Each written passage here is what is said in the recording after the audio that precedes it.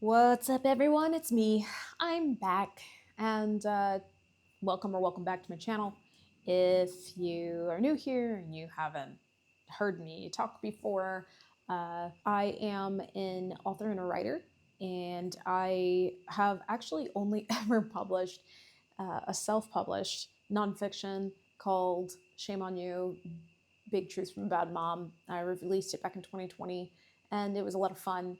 But now I am working on releasing my first ever fiction novel, and I am trying something a little new where I am actually going to try to see if I can get it traditionally published.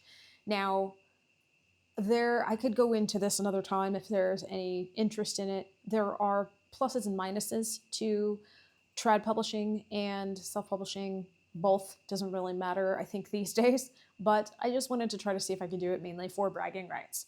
And as I'm going along with this, I've decided to kind of share with you guys what's been going on with the book, where it's at, where I am in the publishing process, all that good stuff. So thanks for joining me. And if you want to continue to join me, please like and subscribe and comment and share with your friends and just tell people that I am the best writer you've ever met. Don't worry about whether that's true or not, because it can only go well for all of us, especially me. So moving on. I have, since I last spoke with you guys, I think I had mentioned that the book was with beta readers. I was waiting for them, and in the meantime, I was doing research on agents.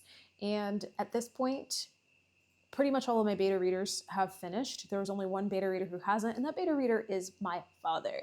The reason why I have my dad reading this book, besides the fact that I love him and I get my love of writing from him, is the fact that this is a book that uses real medicine to diagnose and treat the monsters in it. And while I can Google all I want, and while I have a fair amount of knowledge, I don't have a lot. And I wasn't going to trust myself to try to come up with the way that a doctor would manage things all by myself. I needed some help. So I asked my father to read it. He reads about as quickly as most people's grandparents' bowels. So he has had this book since, I think, October and still hasn't finished it.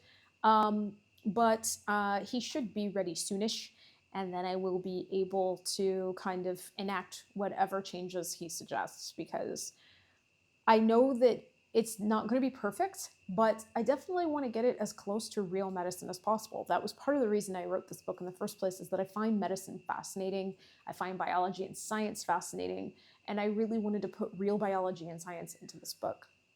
So I'm really excited to kind of get his notes back so that I can change that. And in the meantime, I am still doing agent research. And it's been interesting in that I think I mentioned this before, and if I didn't, great. If I did, you're going to hear it again.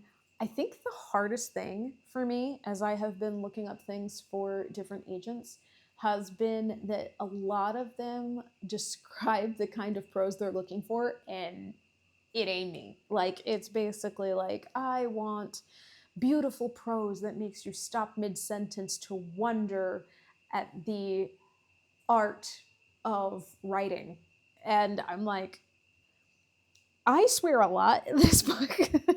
And I talk about asses, and that just isn't me. So I guess you're not looking for me, which has been very interesting in that it has pushed me not only to have to start looking for people who are looking for more of like a voice, more quirk, but it has also forced me to be cool with my voice. And I feel like even if you're not a writer, I feel like this is something that can resonate, because I think a lot of us go through life worrying if the way that we say things is the right way and whether or not it is going to appeal to everyone. And I feel like this has been a masterclass, a big learning experience, where I am being pushed to understand that my message, that my words, the way that I say them, are only going to appeal to some. and that I have to go out there wanting to talk to those people, not wanting to satisfy everyone. So it's been cool. I still don't have a full list, but I'm getting there. I have a pretty sizable one for what it's worth, and it's been pretty cool looking up what kind of things everybody's looking for, and finding the number of people out there who are looking for the kind of work that I'm doing, at least on the surface. I don't know if they're going to get super offended if I get it wrong, but I'm trying. I also learned about a new book that I definitely would like to read. So, for those of you who are thinking of traditionally publishing, one thing that you really have to get good at describing is one or two comps, which are comparative works. Books that are positive, the books that are similar, that have really positive reception, that you are going to be able to say, hey, my book is like this. And it's a very weird dichotomy because on one hand, you have to find things that are similar, but you also have to be able to be like, but mine is different because, and that is a little hard. But I discovered a book called Strange Practice by Vivian Shaw, and it is also about a doctor that cares for monsters. Now, this particular doctor is actually, I think it's Van Helsing's long removed relative, and has therefore kind of grown up with monster knowledge. And so it is different in its own ways. But I found it. And I think that anytime that you find a comp, and other writers in my audience can tell me if I'm wrong, but I feel like when I find a comp, I have to go through more existential crises. You're seeing a pattern, where I have to be like, wow, I'm not the only one who came up with this idea. Oh, I'm not the only one who came up with this idea. And there's this just like terror because you're afraid that now nobody is going to find you interesting enough to want to take a chance on you. And but you also don't want them to find you too weird to the point where they don't want to take time on you. So that was also very interesting. But I'm looking forward to reading that. I'm actually probably going to try to read it next month because I love to get an idea of how our books are similar or different. When I did that with Jim Butcher's Dresden Files, which is very, very like my book in tone, it was really funny because I think I've mentioned this before. I'm sure that people are going to probably suggest that I was heavily influenced by Jim Butcher, and he's a great writer, don't get me wrong. I have never read this man in my life, and he had nothing to do with this book. It just turns out that we're very alike. Maybe he's the kind of person that I should hang out with someday. Maybe we'd get along really well. I don't know. So as I'm working on that, I have also been talking to my father, who is working on his own book, and we have been talking about publishing houses. And one thing that I wanted to kind of bring up about that, just as a genuine caveat, publishing houses are a great way to cut out the middleman of an agent. They generally tend to be smaller. They don't tend to have as big a distribution as any of the big five publishing houses, but they are a cool option.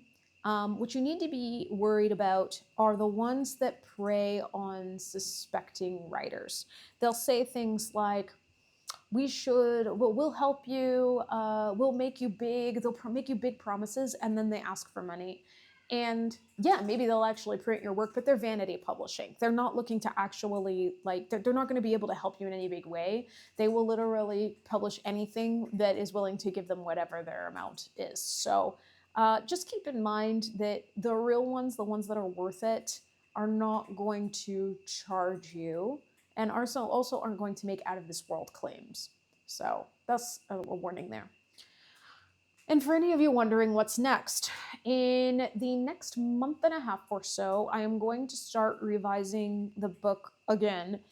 In this case, it would be smaller revisions, just changing some scenes around that people have mentioned could use a tweak, making those medical changes I told you about, and just really trying to hammer home any punctuation mistakes or typos. And I am also going to start querying.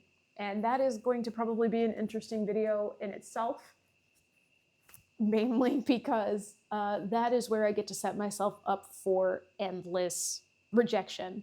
And anybody who's sitting there thinking like, wow, what a negative take. That's not me being negative, that's me being realistic. people don't generally get accepted or agented right off the bat. There's a very good chance that I may wind up not getting an agent at all. And for those of you wondering, yes, I will still be putting it out even if I'm not agented. I would just be doing it either via self-pub or trying to find a publishing house who would be willing to take the book. But I will absolutely still be putting this out, and when is going to highly depend on whether or not I wind up getting an agent or not. If I have the say, then I would like to have it out by the end of the year. If I do not have the say and an agent takes it, then it's anybody's guess, but you guys will know when I do.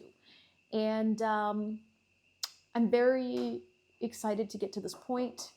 It's going to be a lot of fun, and I'm looking forward to taking you guys on the ride with me. I think that's about it. Eventually, I would very much like to share some scenes from the book. I would love to talk a little bit more about what's going on behind the scenes, but right now we're in kind of a weird space where I don't have anything to share. I mean, I could share it, but you don't know if it would stay in the book, and then you'd be like, hey, whatever happened to that scene you read? And I'd be like, you got cut, sorry. So for right now, you're just gonna have to trust me that it's a fun book. I'm having a lot of fun with it.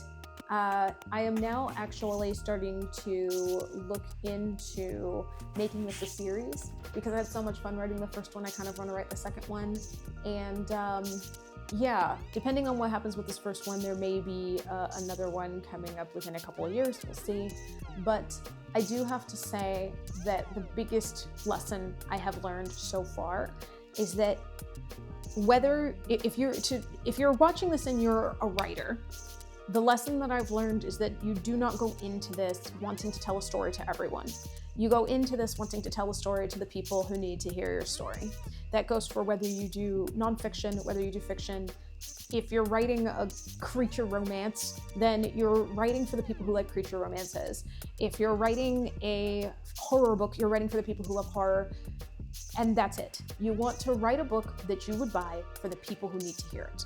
And if you are a reader, I feel like the same message is going to apply to you. When you go into life saying anything, doing anything, trying anything, make sure that you are doing it for the people who would appreciate it. Don't worry about the people who won't, because you're never going to satisfy everyone. That's just impossible. So yeah, a short one this week, but hopefully I'm going to be showing you guys more as we come along on this journey. I'm really looking forward to having this whole book done so that maybe I can share some scenes with you. I can share some things about some characters. If you have any questions about the process thus far, the book, publishing, anything, throw them at me. I love being able to answer questions. I love being able to interact with you guys. I'm really excited for what else is coming up. And yeah, I hope you guys have an amazing time. I will be seeing you in the next video, and I hope you're having an amazing 2026 so far. Peace.